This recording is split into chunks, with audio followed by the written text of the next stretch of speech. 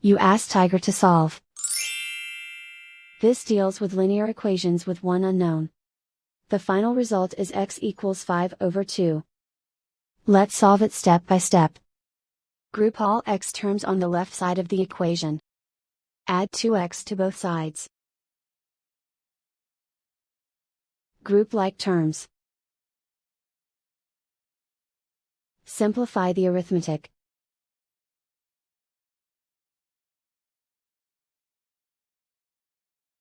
Group all constants on the right side of the equation. Add 15 to both sides.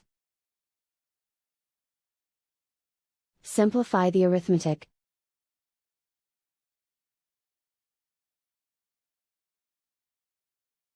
Isolate the x. Divide both sides by 6. Simplify the fraction.